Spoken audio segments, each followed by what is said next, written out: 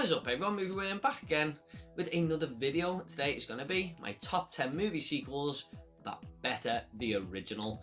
Now, I see a lot of bad rep online when sequels are announced to things. Most recently, Joker 2 has been announced and people are losing their minds, but the way I see it, you've always got that first movie anyway if it's not as good.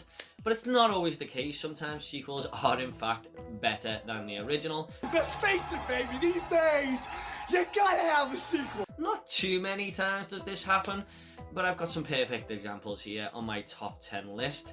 Now, there was a few horror movies that I wanted to mention, but I've already done a video on my top 10 horror sequels, so I'll leave that down below if you want to check it out. But I've included one or two in the top 10 that I think are absolute elite, but other ones that I wanted to include are Elm Street 3, Child's Play 2 and stuff. But I've tried to go for films here that I consider to be some of the best movies ever made overall, if you like. Not that they're not great movies, but they're more personal favourites, if you like. A couple of other honourable mentions were Mission Impossible 5 and 6, Sicario 2. You know, there's quite a few out there that I could have mentioned in this video, but I do think a lot of people will agree that the 10 I've picked here are in fact better than the original. If you don't agree with me, leave it in the comments down below, and also leave some of your movies down below that you think are better than the original. I just want to give a quick shout out to the movie community over on Twitter and Facebook as well, who gave me some suggestions here, because I thought I had a solid list and some people did shout one or two out, and they made me, you know, sort of change my list a little bit around there. Let's just get into it now. Number 10. Number 10 is going to be the movie that actually inspired this video. It's a recent release from 2022, and I think in years to come people will still be saying that this is one of the best sequels of all time. People are already losing their minds about this movie this year, saying it's one of the best that has come out so far, and that is Top Gun Maverick. Wow. When you think a movie can't be that good, and then you hear people talk about that it's one of the best of the year and stuff, and you're like, oh, I bet you it's not, you know, I bet you these first reactions are just going a little bit overboard, and then you sit in your cinema seat and just absolutely blown away by a movie, the entire runtime. It speaks volumes, and this is what people are calling a legacy sequel these days. If you're going to do a legacy sequel to an 80s or 90s movie that hasn't had one yet, this is the way to go, because Top Gun Maverick just tops the first in every single way, in my opinion. Top Gun is a good movie. That's all it is to me though, a good movie. I don't think it's a great movie, but Top Gun Maverick is in fact a great film. I just think what it does here is quite simple, but executes it very, very well, in my opinion. I think the best thing they could have done with the story was having, you know, Maverick go back to Top Gun and teach these students how to do this deadly mission. I mean, I think that was the best storyline they could have gone with, while throwing in, you know, Goose's son in there, Rooster. He's got that little problem to work with on the side, which just adds a whole lot more dynamic to the story. But some of the third act in this movie is some of the best I've ever seen in any film ever, never mind in a sequel. I mean, for them last 45 minutes, I was just glued to my chair. I couldn't believe what I was seeing. And Tom Cruise is an actor that I didn't really care for back in the day, but after seeing them last two Mission Impossible films and this, he is just absolutely elite now. This film is non-stop action. The story's great, the characters are all likeable, which the first film got really, really right there, and I think it's carried on in here. And it just has a lot going for it. I can't wait to watch this again when it's released on 4K or, you know, down on VO streaming, because I just think it's an absolutely fantastic sequel. So number 10 is Top Gun Maverick. Number 9 is going to be an original trilogy that I rewatched lately, and I never really cared too much for it, but after watching them again, I was actually blown away by how good they are, and I get it now. And a lot of people would pick Empire Strikes Back, but I've gone with Return of the Jedi. Look, you can take your pick out of either of these, really, because I do think both of them are better than A New Hope. A New Hope was a really, really good film, but for me, the third act, with all the space fighting in the spaceships and stuff like that, didn't really work for me. I thought the middle part where they went and, you know, rescued Princess Leia and stuff, that was all done to perfection. but the third act just brought the movie down just a little bit for me personally. I know not everyone sees it that way, but Empire Strikes Back and Return of the Jedi were just non-stop amazement for me, and I just preferred Return of the Jedi that little bit more, mainly to do with the first 40 minutes with Jabba. I mean, I loved every second of that. I thought it was fantastic to watch, you know, just especially when they reveal themselves that they've, you know, Luke's come in and stuff to rescue them, and the whole where they go to the Ewok planet, I forgot the name of it, I'm really sorry, but when they go there, I mean, I love it where they're all on the hovercrafts and stuff like that. The hovercraft bikes. I'm not a Star Wars expert, I'm gonna forget the names of these, I am sorry. And then you've got the whole third act where Luke has to face Vader again, and the Emperor is such a great character. Take your father's place at my side. I mean, I absolutely loved it. It's got an iconic moment where Luke and Darth Vader have their last moments together and stuff. I just thought Return of the Jedi was a solid third film. But Empire as well, it could be in the conversation for either. I mean, there's very, very little in it, but I do think both movies are better than A New Hope, in my personal opinion. So number 9 is Return of the Jedi. Number 8 is actually going to be a horror film that I had to put in here, and that is George A. Romero's Dawn of the Dead. Now, Night of the Living Dead was a classic zombie movie. All these characters just stuck in this house with zombies surrounding them, like this farmhouse and stuff, and it is a great zombie flick. However, I just thought he took it to new levels with Dawn of the Dead by going to this shopping mall. One of the best locations ever put to film, in my opinion. I just think it's so fun to see these characters have this shopping mall to themselves, surrounded by zombies. I mean, it just takes it up a level from the house in the first film, but also you've got the characters in here who are all very, very likeable. Ken Faree is just awesome in this film, going around with his sniper rifle, delivering all these beautiful movie quotes.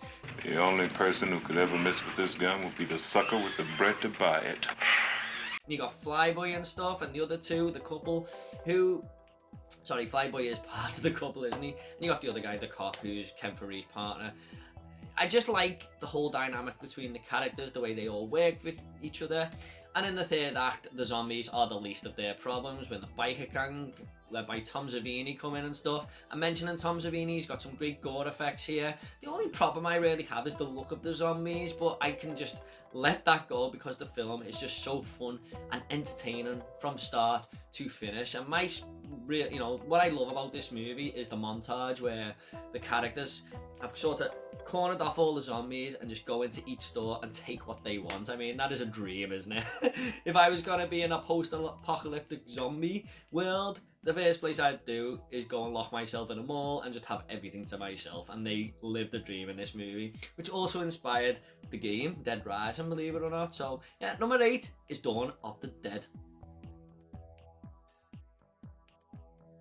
Number 7 is going to be The Raid 2, a film that absolutely blew me away when I first watched it, and I didn't expect it to at all. So in the first film, we just see Iko Uwais' character, hope I'm pronouncing that correctly, go to this apartment block where all these gangsters are holed up, and he has to fight his way to the top, kind of like the movie Dread, and it really does work.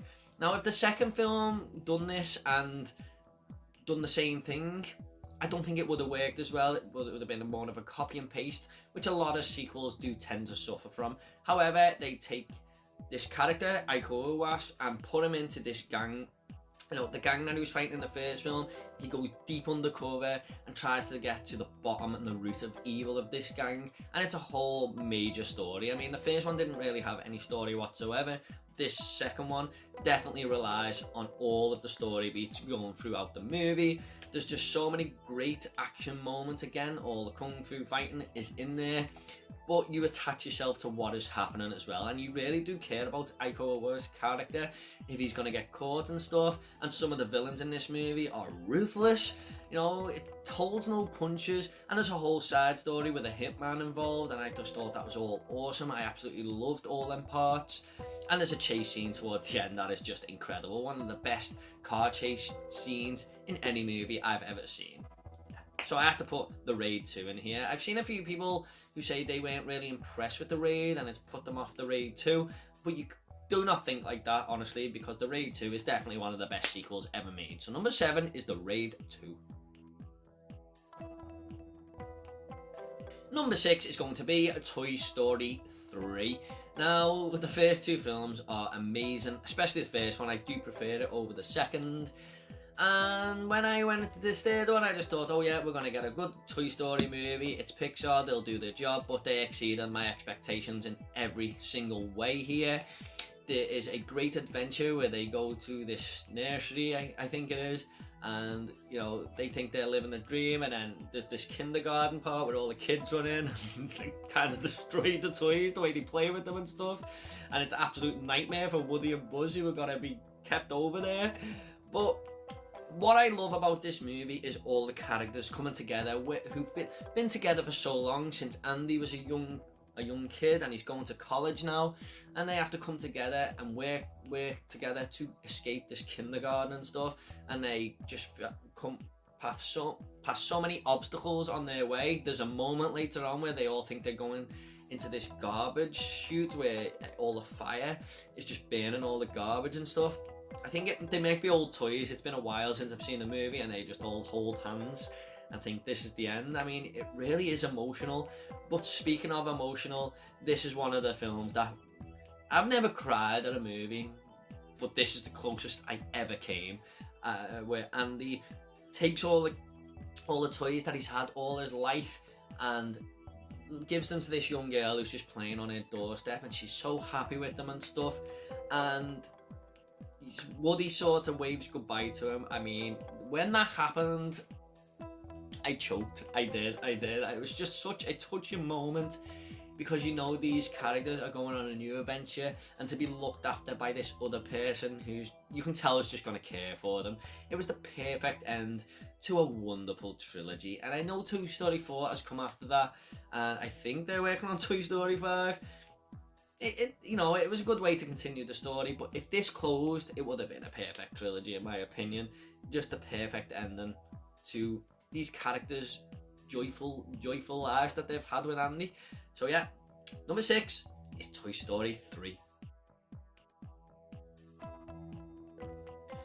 Number 5 is going to be Lord of the Rings, The Return of the King. Now, this is in no way slating the first two films, because I do believe all of these films are absolute 10 out of 10s. I was talking about the perfect trilogy there with Toy Story 3, but this is the definitive perfect trilogy of movies. Now, I know they're all kind of shot back to back over the space of 3 or 4 years in New Zealand there. But the third one for me just has that little bit more to it, and it has the same effect that Toy Story 3 had on me, where all the characters wrap up their story arcs and stuff. A great moment where Aragorn says, "You hobbits bow to no one, we bow to you," and he's actually the king by this point.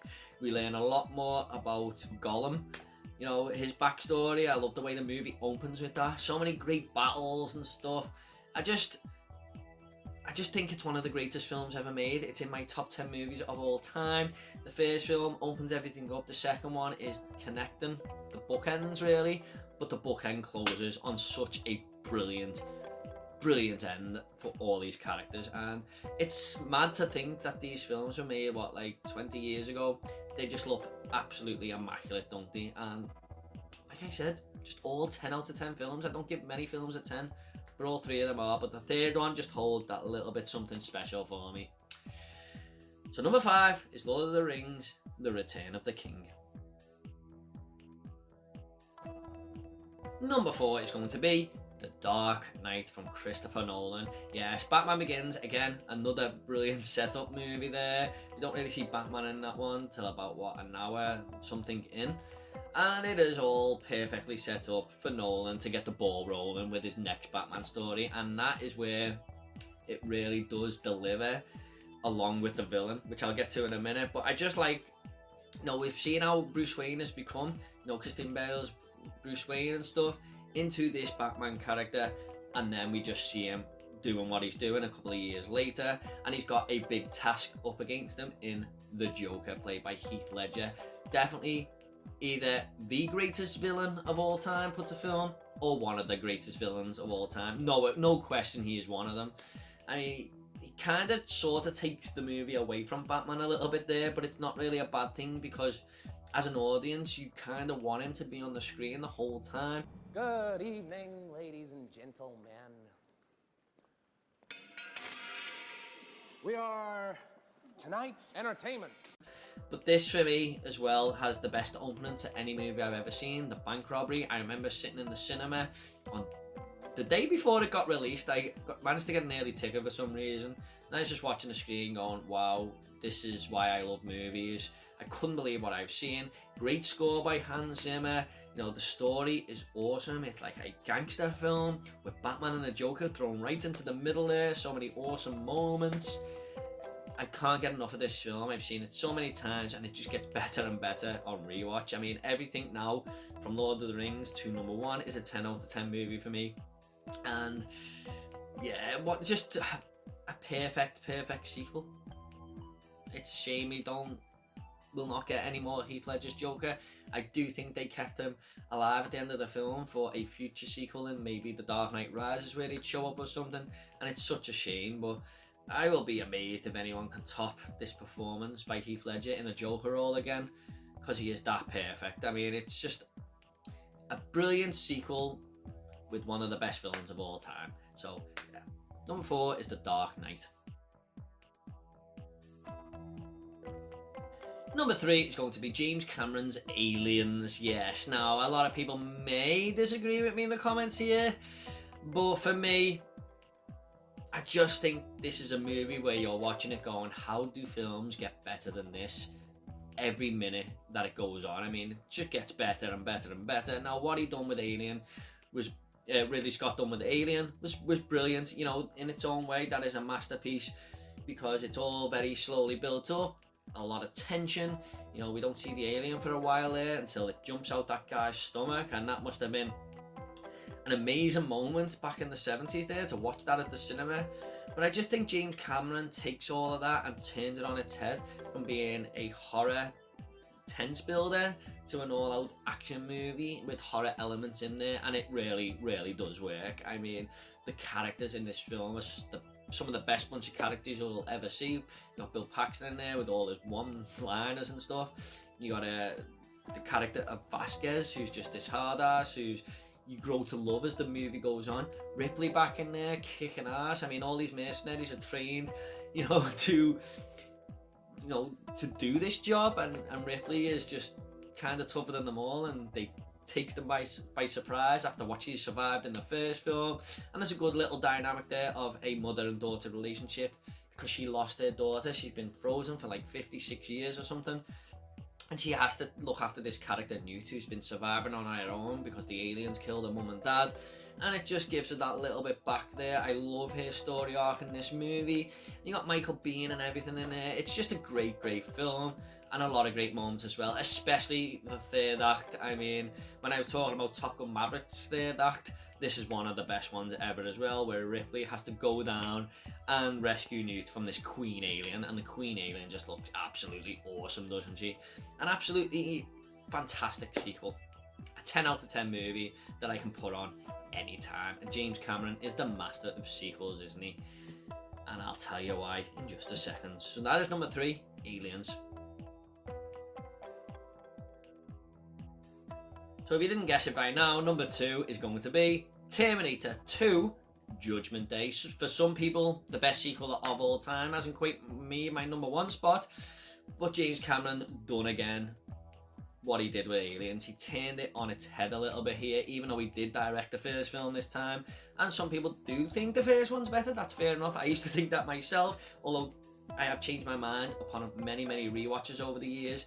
Terminator 2 is the first film that ever made me fall in love with movies. I was like 7 years old or something, and my mum and dad had it rented from the video shop, and they let me watch it because it was like a 15, and they didn't think it was going to be too bad. I was just watching it, and I always remember the part where the T-1000 walks through them metal bars, and my mum turned to me and said, "Wow, isn't this brilliant?" And I just went, "Yeah." And he got his gun stuck as well, which is a little funny little add-on there.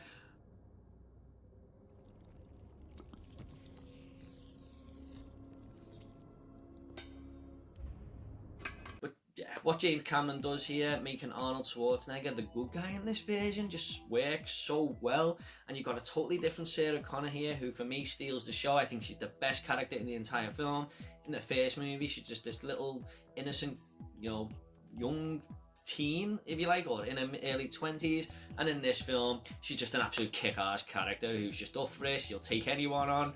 She escapes a mental hospital that is securely locked and stuff, and then has to fight this T-1000 with her son John Connor and the Terminator.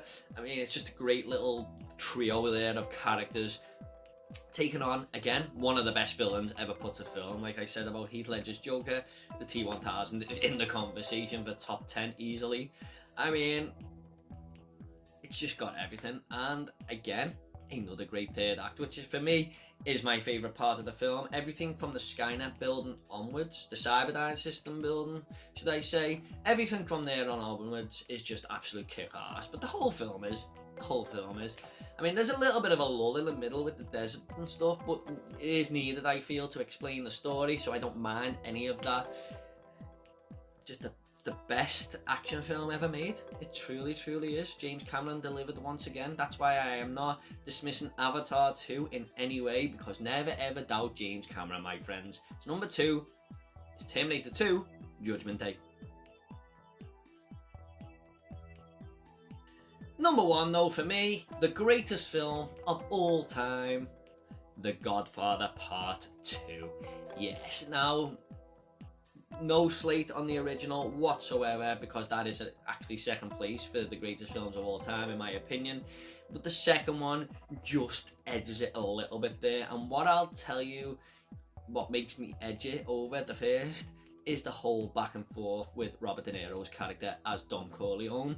So I think this could have worked as a sequel, just focusing on Michael, or as a prequel with Robert De Niro playing Don Corleone on their own. But the fact the movie takes both of them and makes it work perfectly, jumping back and forth, it's executed to absolute perfection. I love the way Don Corleone builds himself up by just helping a woman whose landlord won't let the cat live there, and he goes and has a word with them, and then people just start coming to him for all sorts of advice. And I love the way he builds himself up there to be the Don back in Sicily.